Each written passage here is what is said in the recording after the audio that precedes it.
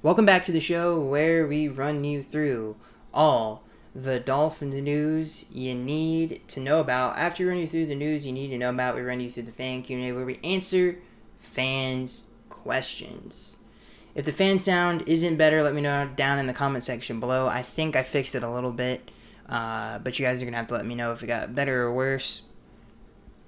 So let's get into the news you need to know about. This comes from Pro Football Rumors. The Dolphins have traded running back Kalin. They're trading the running back to the rival Jets, obviously the AFC's rival New York Jets, according to Ian Rappaport of NFL.com. In exchange, Miami will receive a 7th-round conditional pick.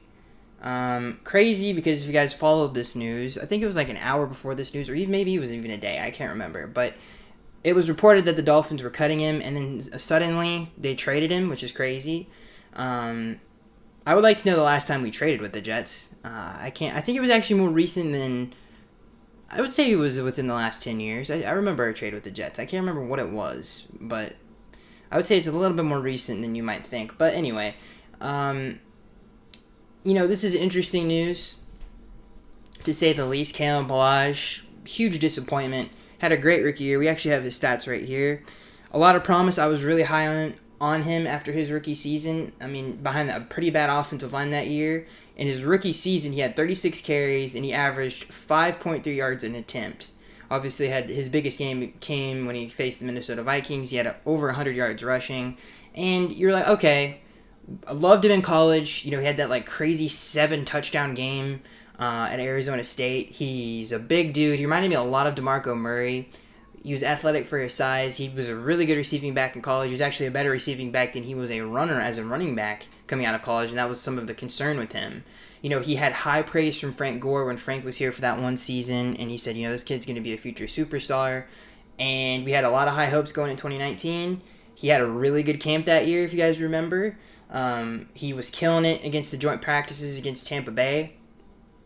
And then he just fell off the face of the earth. I mean... And some might argue against this and say, first of all, he is talented.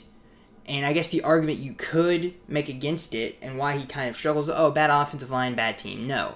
Mark Walton and Patrick Laird and Myles Gaskin all had the same offensive line, and they played better than him. And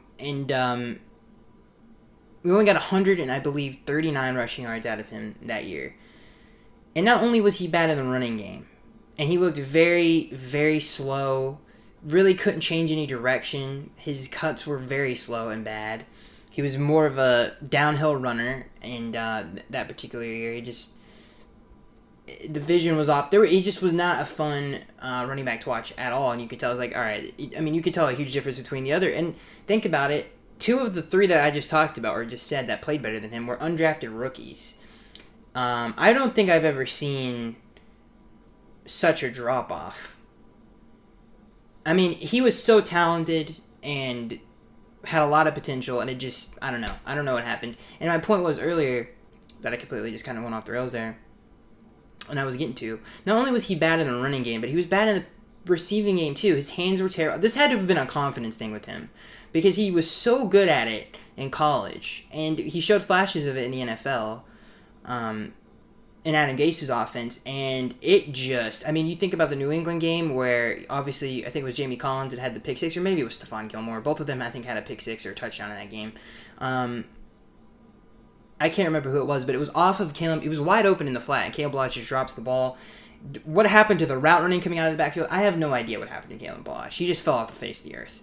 And it's unfortunate. He had a lot of talent. I was very high on him. I thought he could, from everything that we heard. From the coaches, from Frank Gore, from the flashes that we saw. He averaged 5 yards a carry his rookie season, only on 36 carries, but that's still pretty impressive behind a bad offensive line that offensive line was very injured that year. And it never happened for him, unfortunately. And the Dolphins get a 7th-round pick out of it. I can't remember if he was a 4th or 5th pick. Let me see here in these notes here. Yeah, you guys are going to have to let me... I can't remember. Okay, he was a 4th-round pick. I believe that was, 2018 maybe? Yeah, I think so. Yeah, it just never worked out. Had a lot of potential, it never worked out. And obviously, I mean, that Minnesota game, I mean, again, super athletic for his size. It just never panned out, unfortunately. So let's get into some more news you need to know about. I feel like I'm forgetting something.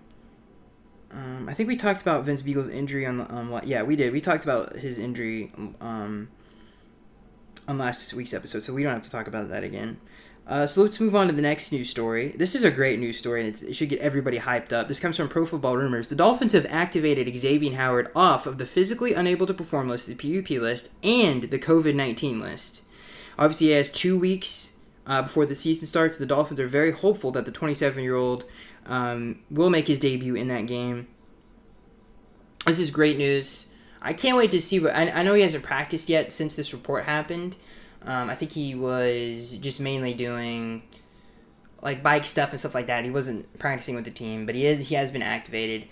And now it's obviously less than 2 weeks now. But I'm excited. I mean, this is great news. I think he will start week 1, and this is what we've... And with the news of Igbenogany playing as well as he has, the secondary has a really, really good shot of being something special. And I'm very, very high on this defensive unit. I know that we lost Vince Beagle.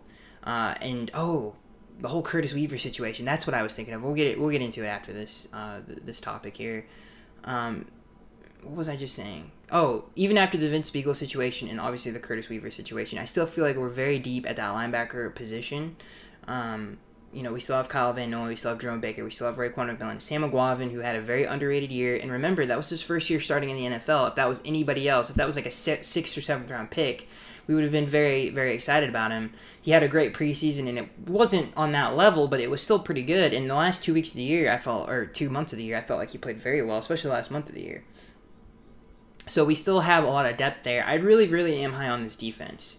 I think it's going to be very good. I think it could be anywhere from 15 to 10. I think that's how high it could be. I think it could be very, very fun to watch. I think this is the best front we've had probably since 2012, 2011. By far the best front we've had. Best depth, the most talent, the most versatility. I think this defense has a real shot, especially with Byron Jones and Xavier Howard. And the play of Igbenogany, and how well he's played and how much of a surprise he's been in camp so far. He's been the standout guy. Him and Raekwon Davis have been very good. And Solomon Kinley, which is great to hear because obviously we need help in that guard position. It's great to hear all 3 of those SEC guys are playing very well. And it just gets me very excited. This news is amazing. I mean, if we got to week 1 without Byron and X, and he still might not play week 1, but I have it's not confirmed, but I think I'm hopeful that he will play week 1. And even if he doesn't, Igbenogany's been playing very well on the outside. But I'm so excited to see what the lineup's going to look like if he does if he does start week 1. If X starts week 1, where does Igbenogany play? I'm assuming he would just play slot maybe. I don't think they would move him to free safety without him taking any reps there. And you got to remember Nick Needham is still on this team. Which is crazy, who had a really good rookie year last year, and he kind of gets overlooked now. That secondary is so talented and so deep. Brian has done a very good job, and so has Chris, of really turning that unit around. I mean, you think over the last few years, some of those secondaries that we've had have been very thin, and this is the deepest, probably even all of last decade. I think this is the deepest unit. I don't think there was a deeper unit. Maybe you could say Sean Smith, Vontae Davis, Jeremiah Bell. But this, I think, is more deep, young, athletic, and talented than that unit was. So I'm very excited about this defensive unit. This is great news for all of us Dolphins fans. And again, he's been activated off of the PUP list and the COVID-19 list. So he's ready to go. He's got a lot. I mean, dude, this tandem is going to be so fun to watch. So fun to watch. So let's get into the craziest news of the week, or really the week, and I think it blew everybody's mind. The Dolphins have waived Curtis Weaver. This comes from Pro Football Rumors. If you're not familiar with the situation, Curtis Weaver has hurt his... Let me read this. Curtis Weaver injured his foot in his 5th padded practice. He only made it 4 padded practices with the Dolphins before he was let go. And then he was obviously picked up by the Cleveland Browns off of the waiver wire, which is crazy. The Dolphins could have kept him. They didn't. They could have put him on IR. They could have kept him on the active roster, but he was taking up a spot. They didn't do that. They ended up letting him go, and obviously, I guess we're hopeful that he cleared waivers, but I don't think they were, because if they were, I think they would have kept him. But this is one of the craziest situations. I was so high on Curtis Weaver coming out of Boise State. We just picked him. A lot of people were high on him. Going back and watching a lot of his stuff, I thought he was going to bring a lot of pass rush to this unit, and even as a rookie, I thought he was going to bring that. Really savvy pass rusher, and had a lot of high hopes for him. I thought he was actually going to make an impact his rookie year, and to not make it to 5 padded practices as a 5th round pick with that many, I guess the expectations maybe were a little bit too lofty, but I mean, for him not to even make the team, he must have been pretty bad. Weight was an issue with him coming out of college. A lot of people think that's the reason why he dropped. A lot of people thought he was projected to go anywhere from 2 to 3 in the second to 3rd round, and a lot of people just fell out of love with the whole body type situation and his weight, and maybe that played a huge role into it. Obviously, the injury didn't help things, but not to even just let this grow a little bit, because he does have a lot of potential. He must have been very bad. I don't know if he was a off the field problem, or he was just that bad in practice. And this also could be but another factor in this could also be that the Dolphins just had a lot of depth at that position. I mean, they still have Van Ginkel there. They have Kyle Van Noy, Sam McGuavin. Raekwon Davis can play on the outside if he wants to. Raekwon McMillan can play on the outside if he wants to. Because right now he's behind Jerome Baker, and I believe Kyle Van Noy they have starting at middle linebacker right now.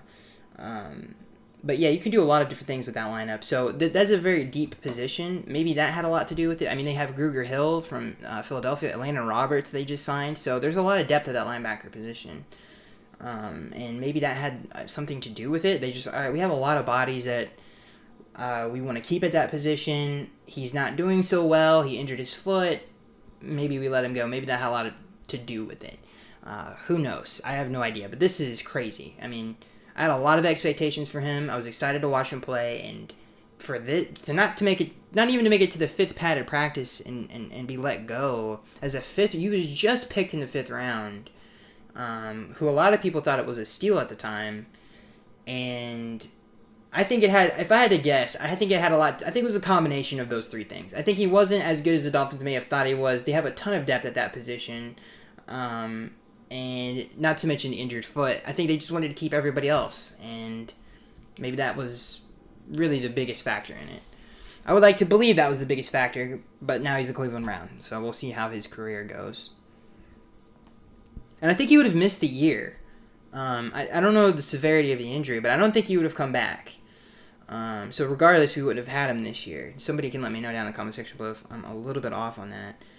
So let's get into some more positive news, but how crazy is that? I mean, who saw that coming? It's insane. This comes from Pro Football Rumors. Latest on the Miami Dolphins offensive line. And there's some other updates on who's going to be taking punts in this article as well. So let's start with the punts.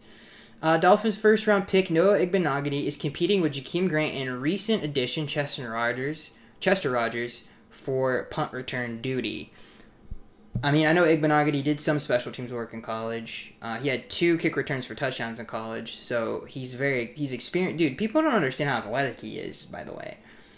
I'm very excited about him. I did not expect him to be this good, this fast, and for him to be standing out. I mean, you got to think about what he did at Auburn. They're a bump and run defense. He had to play Jerry Jeudy, Henry Ruggs, who's the slot receiver? Justin Jefferson.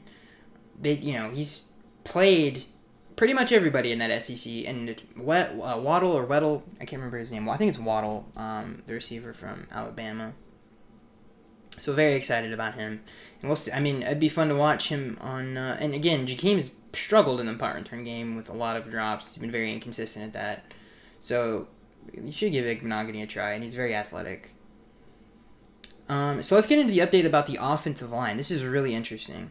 Again, this comes from Pro Football Rumors. Fellow Dolphins rookie Solomon Kinley still has a chance to be one of the team's starting guards, with Barry Jackson of the Miami Herald noting that the 4th round rookie may be a bit ahead of second-round O-lineman Robert Hunt, which is crazy. Now, I've actually read multiple articles on Solomon, Kinley, Raekwon Davis, and Igbenogany, how they've been by far the most successful rookies thus far in camp.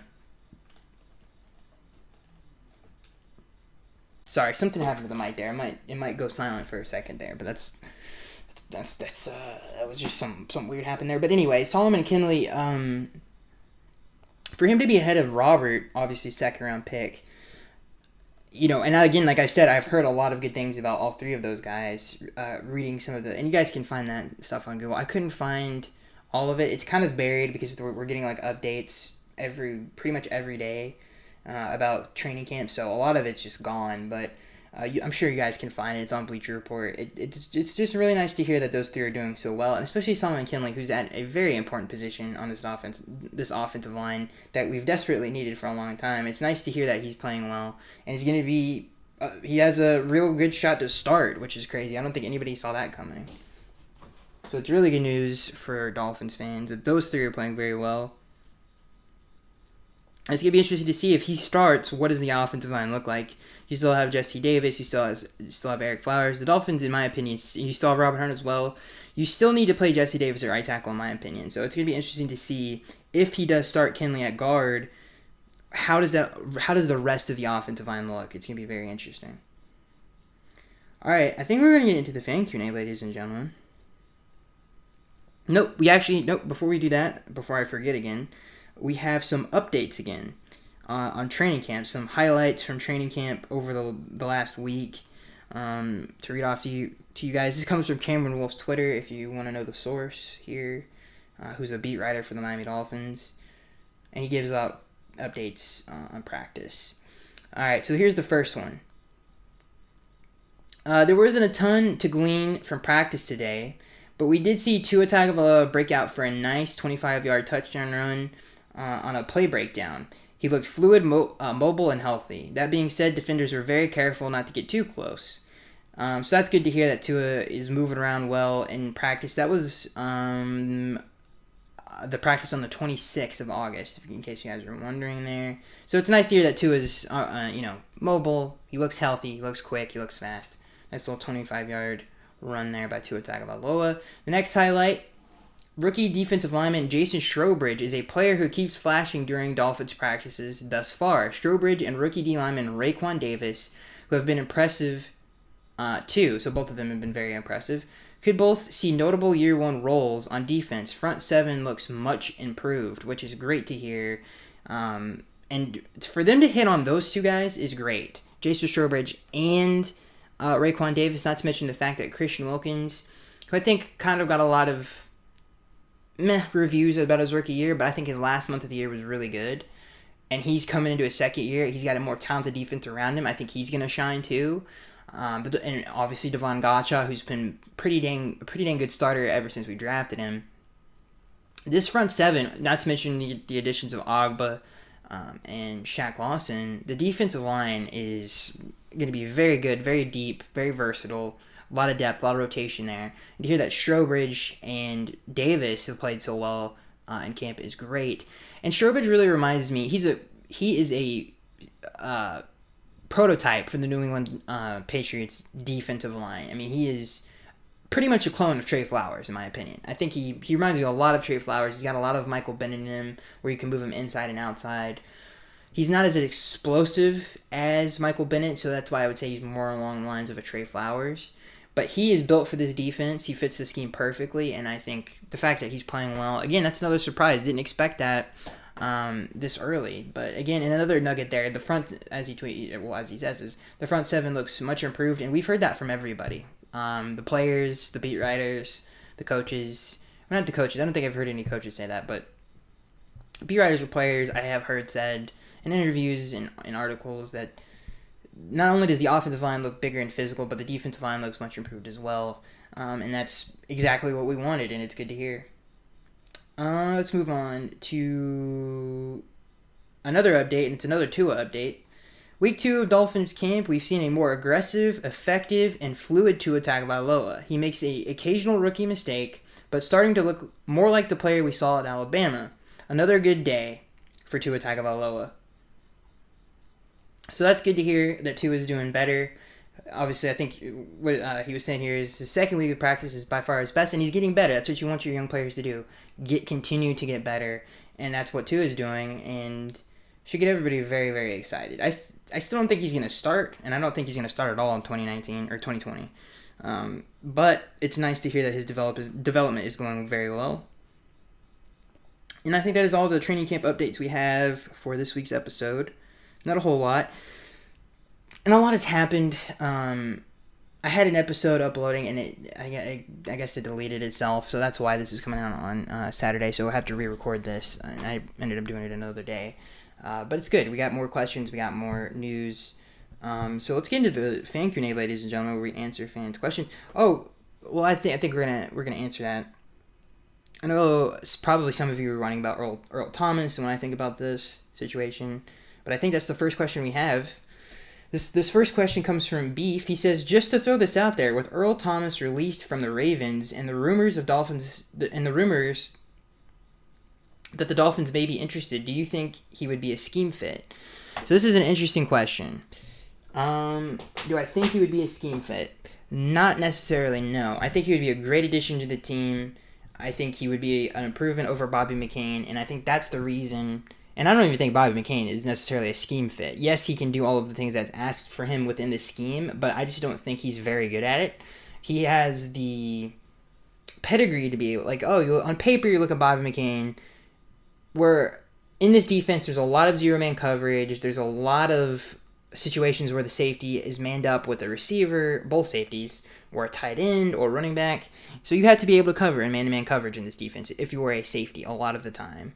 And you would think Bobby McCain is going to be really good at that, but he hasn't. He's been very inconsistent, a lot of communication breakdowns. Apparently he's been better, and again, you got to think this is only his second year in this defense, so maybe he's going to be better in year two. I hope so. And not to mention the fact that he's a smaller dude who plays the safety position, and he hasn't been able to stay healthy. So, ever since he's been playing the safety position. So, all of those factors, I think Earl Thomas would be a better fit, or just maybe not necessarily a better fit, but a better option there than Bobby McCain. I think he would be a better player within that scheme. I mean, he's a better safety than Bobby McCain. But is Earl Thomas a scheme fit is the question. From Beef. No, I don't think he is a scheme fit. He's mainly a zone safety. He plays off the ball. And especially now, since he's older, he's lost a lot of his athleticism. I don't necessarily think he's the best scheme fit. I don't think could see Earl Thomas manning up a whole lot of tight ends and running backs now. He comes from the Seattle scheme where that's a lot of cover three. He's playing way off the ball. He's mainly looking at the quarterback the entire time. And he will still do some of that stuff in this defense. And I think he would benefit, the defense would benefit from him a lot. I know that there's been some off the field issues with him. But I like Brian Flores. I think he's a great head coach. I think those two would get along. And I think he would be a welcomed addition to the Dolphins defense. I think he would improve the Dolphins defense. I don't necessarily think he's a scheme fit. He's played a completely different scheme his entire life. He's never had to really do some of the things that we ask our safeties to do, a lot more than Seattle asked their safeties to do. And even with the Ravens, the Ravens do a little bit of more man-to-man than the Seattle ever did. And they are way more aggressive than Seattle. Seattle really just lets their front rush, and they don't really blitz all that often. Same thing that with the 49ers do. They run the exact same scheme. So I don't necessarily think he's the best scheme fit in the world, but I do think he would be a upgrade over what we have right now. And I think to bring that experience, and he's still a Pro Bowl caliber guy, to bring that experience and just to really have he is more of a traditional safety there, and it would be a big improvement. So I would love for him to be a Dolphin, but I don't think he is necessarily a scheme fit, and I think that's probably why he won't be a Dolphin. But we'll see. We'll see what happens. And again, he's older. He's less explosive. To ask him to do some of these other things that, I don't know, I just don't necessarily think he can do some of the things that we ask our safeties to do in his defense now. But I think he would be an improvement over what we have now. I know that sounded very jumbled, but I think you guys know what I'm trying to say here. This next question comes from Beef. He says, "Hey Skaggs, do you feel the frustration setting in now that we're losing a few players despite improvements in the team while rebuilding?" So we lost Vince Beagle, and then we lost Kyle Van Noy for a couple days there with a hand injury. X just came back though, and Kyle has also come back, Van Noy off the hand injury. We lost Curtis Weaver, but we really didn't know what the heck was going on with him. He could have just been bad, who knows. So no, I don't feel any frustration. You always have some of this in training camp. I don't think it's hit us too bad. I think, again, because we have good depth here, that a lot of guys can just kind of be plugged in and play. Even if X didn't start week 1, everything that we've heard in camp so far from McBenongany has been great. So we have a lot of depth there. Not to mention we have Nick Needham, who played a lot on the outside his rookie year. So he would be just fine doing that. So the Dolphins have a lot of depth in a lot of areas. So no, I don't think I'm frustrated with any of the injuries. I think they're fine, and I'm pretty stoked, especially with X coming back. This next question comes from the Fanatic. He says, "Hey Skaggs, a faithful listener here. Love your commentary. Question. I appreciate that." He says, "Do you think our defense is vulnerable to stopping the run, especially up the middle?" No, I think that's a strength of this defense. They have a lot of versatility there. They have 2 very good run defenders at their linebacker position with Raekwon McMillan and Kyle Van Noy. The middle of that defense is way more, it's stronger, it's more of a scheme fit this year, and it has a lot of depth there, so you can keep rotating. And you got to understand something. Jason Strobridge can be moved inside and outside. So they have a lot of versatility on that line, and I think everybody's going to be able to stay fresh, and you're not going to get that much of a drop-off in play because of the depth on that defensive line. So to answer your question, no, I think we're actually pretty strong up the middle. And I think in run defense in general, I think this defense is faster than it has been in a long time. It definitely can set the edge. Last year's defense couldn't do that. So I think they're pretty sound all around. I mean, they have a lot of big athletic guys up front. You think about Ogba and Shaq Lawson. The sky is the limit for this defense. I really don't see any weaknesses except that free safety position. This next question comes from Take Me Out. He says, "Hi Skaggs, I'm really a pro Rosen guy and very happy to hear that he's making strides. I think that's... Excuse me. He says, I think that it may be inevitable to lose him given the circumstances, but I have a suspicion that he will one day do great things."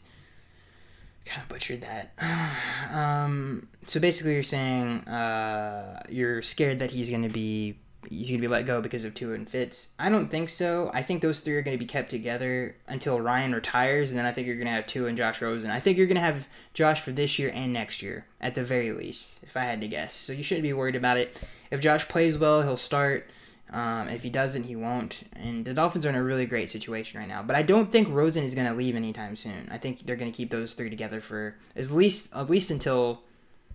They're definitely going to keep Rosen after Fitz retires, if I had to guess. I don't think they're going to trade him. So if that answers... So you shouldn't be worried, in my opinion, for us to just suddenly let him go. I think some of that, the media and all that other stuff, I don't think that's going to happen. I think that's just a lot of, opinions. I think the Dolphins are going to keep those 3 together for a long time. At least for, like I said, this year and next year. This next question comes from SM. He says, "Jets continue to take out our garbage. Will we get a bill in the mail? Maybe. I guess Adam Gase still likes Ken Blush from what he saw with, obviously, his time here in Miami." This next question... Oh, God. I'm so sorry. That was terrible. This next question comes from Chad. He says, "What's up, Skaggs? Have you played the new men?" Yes. "So did you notice that our wide receivers can't catch a cold? Why doesn't EA respect Devontae Parker and Preston Williams?" I don't know why they don't respect Devontae Parker, but Preston Williams, obviously, he's young. But I'm sure... Listen, we got Mark Clayton and Dan Marino in the game, which is the first time I think that's happened since they played in the NFL. That's definitely the first time it's happened at Ultimate Team. So if you are a Dolphins fan, pick up Dan Marino and Mark Clayton. If Mark Duper comes out at some point this year, I think we're all going to... I mean, it's going to be really, really, really cool to have Dan Marino and the Marks brothers. That's going to be awesome in the game. This next question comes from Julian. He says, "After the reports from workouts, what positions do you feel we need to fill?" So what positions after some of the reports and workouts what position do we need to fill? I mean, from what I've heard, Bobby McKean hasn't been doing that bad. But if I had like a wish list of somebody that I would want or a position that I would like to be improved upon, which is the question, I would say free safety, and I would say Logan Ryan. I think he would be a great fit in that he knows the scheme already. He wants to play safety. He played safety in Tennessee last year. He had over 100 tackles at the quarterback position. He had I think 4 forced fumbles. So I think he's the best fit. And I don't know why the Dolphins haven't made that move yet, and I don't think they will. I mean, I think we're like 2 weeks away. I think they're okay with what they have, which is fine. I would much rather have Logan Ryan. Not only does he have experience in this defense, but he was very successful in it. Now, he's not the same player he used to be. But Bobby McCain, and I've said this a million times, he has communication issues. Ever since he started at safety, I mean, how many times have we seen him give up a broken play for a touchdown? I think I've seen that as just as much as I've seen Rashad Jones give that up, which is a lot. So I would be way more comfortable, and I think we all would, if someone like Logan Ryan or Earl Thomas were at that position. So I would say free safety, to answer your question, Julian. This next question comes from SM. He says, why is Kalen Ballage still on the team? He's not. He was traded. This next question comes from Tony. He says, how pumped are you for the season to start? Because I can't wait. I'm very excited. This defense is going to be so fun to watch. This team is going to be so fun. The offense is much improved. Hearing that the offensive line is doing well, I'm very excited for the season to start. Go Finns says, what is your expectations from Fitz this year? I would say that my expectations are this. I think I want the same Fitz that we got last year, who carried a bad team and played way above what he should have, because that could have been way worse than it was, and he made it a whole lot better than it was.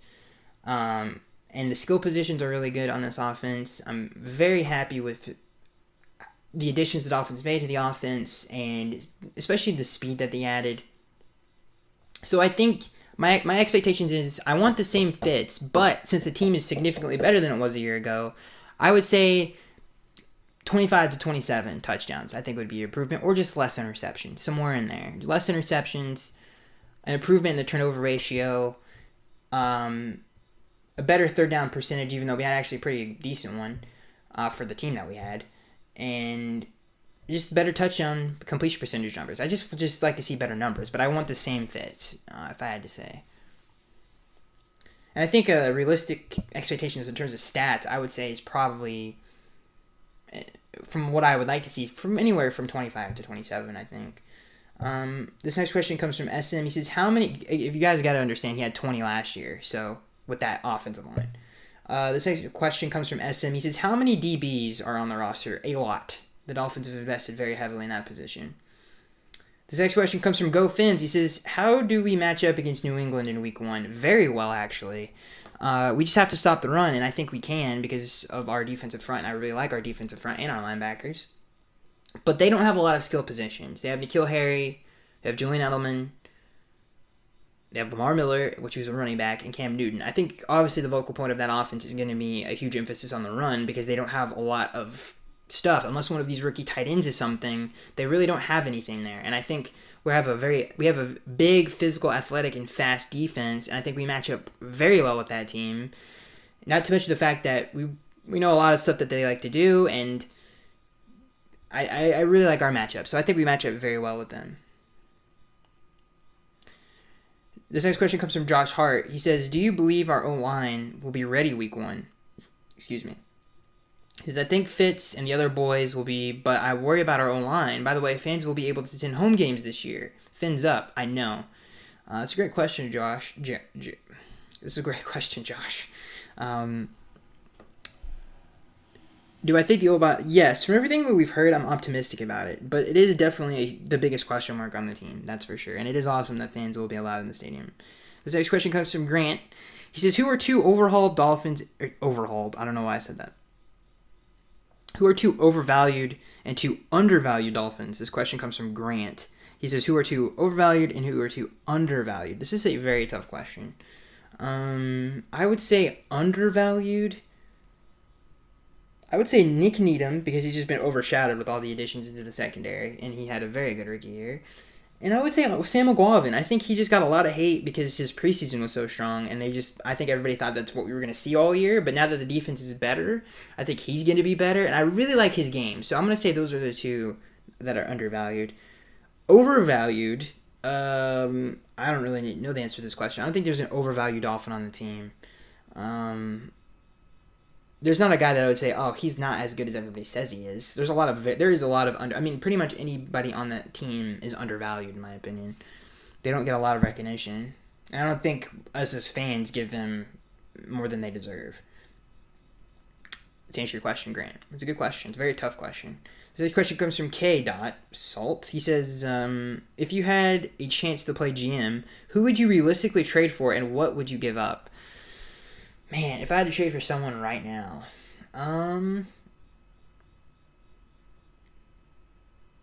I would have traded for Jamal Adams, and I would have given up a first-round pick. So I would have done that. But as of right now, what would I do? I don't know who's really out there right now. Man, this is a tough question. I'm trying to think of safeties that might be on the trade block. There isn't really any, though. I probably would have traded for Tooney from the Patriots, the guard from New England. I probably would have made that trade. But now that I would have made that trade before the draft. Now that we've had the draft and we have all these offensive linemen, I think they have to play. Oh man, this is a tough question. I guess I would have went with Jamal Adams before the Jets traded him to Seattle. I would have made that trade for at least a first. That's what I would have given up for him. I wouldn't have given up two though. I think I've lost my place here. Okay, this question comes from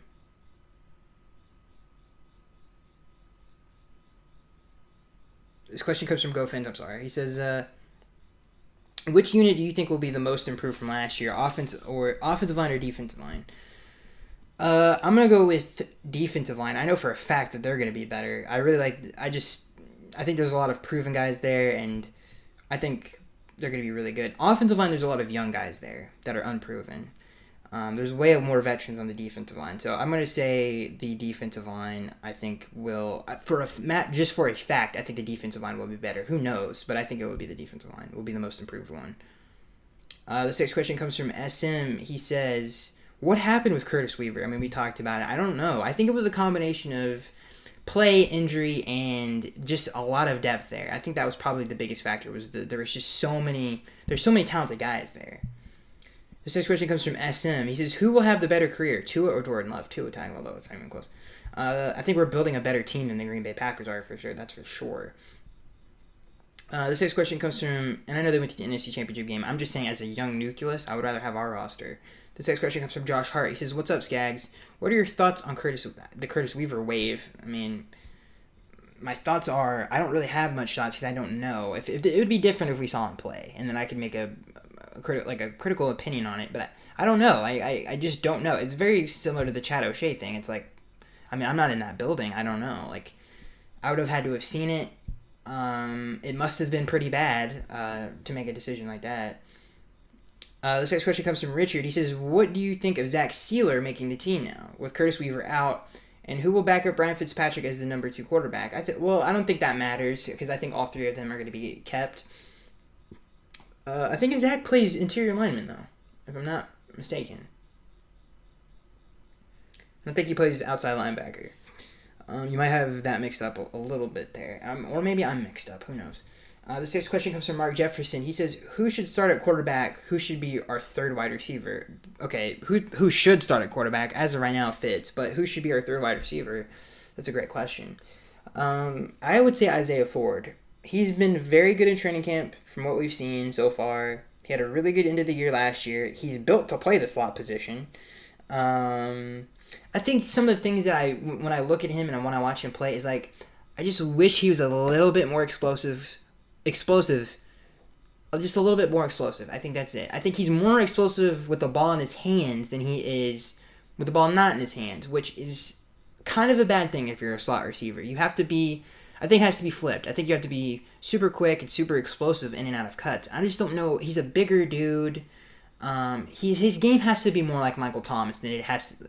He has to be more like Michael Thomas and Wes Welker or Cole Beasley. Like, he has to be more on that side of a slot receiver than some of those other guys. And I think we're going to see a little bit of that, but I think that's how you have to use him.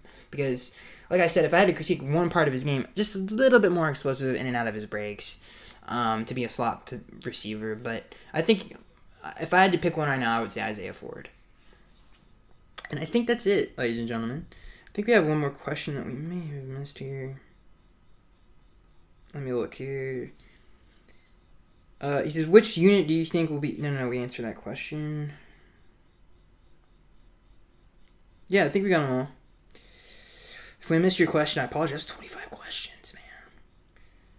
That's a lot of questions. And I feel like maybe I hope I didn't answer those too fast, because it's only 40 minutes. Usually, if we have 25 questions, I usually talk a lot. But anyway, that's it, ladies and gentlemen. I hope you guys are enjoying the new Madden. I hope you guys are hyped up for the new season. If you are a Dolphins fan, you got to pick up Mark Clayton. And of course you are. You listen to the show. But you got to pick up Mark Clayton. You got to pick up Dan Marino if you're a Dolphins fan. You got to do it. You got to do it. How cool is that? How cool is that? Hopefully you can recreate that 18 touchdown season. But anyway, that is it, ladies and gentlemen. I hope you guys enjoyed. And I'll see you guys in the next one. And look out for, we're coming out, especially this next week, some man stuff, so look out for that. Maybe you will see Marino and Clayton on some of those videos. And some more Dolphin stuff. And hopefully you guys support that. And I am Skyx83, and I will see you guys in the next one.